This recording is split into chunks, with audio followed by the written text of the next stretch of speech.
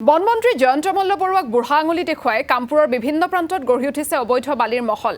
কামপুৰৰ বগলাজানত কপিলী নদীৰ বুকুত একাংশ বালি মাফিয়াই নথি অবিহনে মেচিনেৰে আৰম্ভ কৰিছে বালিৰ মহল।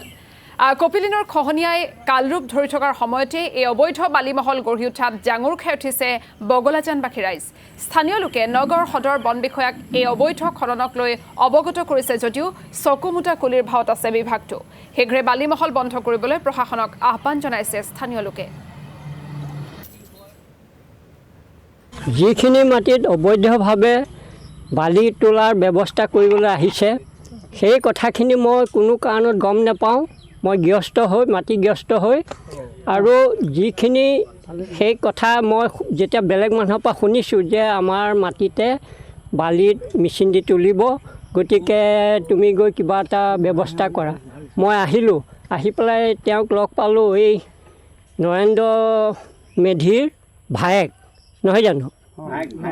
ভায়েক জিন্তু নে জুন্তি, সি ইয়াত বহি আছে। বহি থকাত মই কৈছোঁ যে তুমি এই কামটো কৰিছা, কিয় কৰিছা? তুমিতো মোক চিনি পোৱা, মোকতো সুধিব লাগে, মোক নুসুধাকৈ কৰিছা।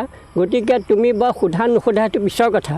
ইয়াত কিন্তু বালি কোনো কাৰণত নাৱেৰেও উঠাব নোৱাৰিবা আৰু মেচিনেও উঠাব নোৱাৰিবা। তেওঁ কৈছে যে পইচা দিম। বোলো মোক পইচা নালাগে, মই পইচাৰ কাৰণে এখন গাঁৱক মই অনিষ্ট সাধন কৰিব নোৱাৰোঁ। আমাৰ এইখিনি এটা গৰাখহনীয়া হৈ আছে, ৰাস্তা কাম চলি আছে আৰু ৰাস্তা কামটো আজি 3 বছৰ হ'ল। 3 বছৰৰ ভিতৰত 20 কোটি টকা কাম আজিলৈকে আধা কৰিয়ে থৈ দিলে। পানী এবাৰ ডাঙৰ নহ'ল কাৰণে, পানী যদি ডাঙৰ হ'লহেঁতি তেতিয়াতো আমাৰ গোটেই গাঁওখনটো বানপানী উঠি গ'লহেঁতি।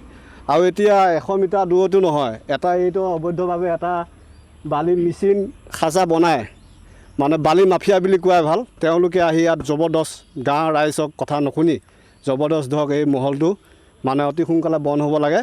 আৰু এইটো আমাৰ নগাঁও DC ছাৰ আৰু আমাৰ ৰহা আমাৰ বিধায়ক মহোদয় আমাৰ শশীকান্ত ডাঙৰীয়া আৰু বন মন্ত্ৰী তেখেতলৈ আমি আমাৰ গাঁওবাসীক কঠোৰ অনুৰোধ জনাইছোঁ।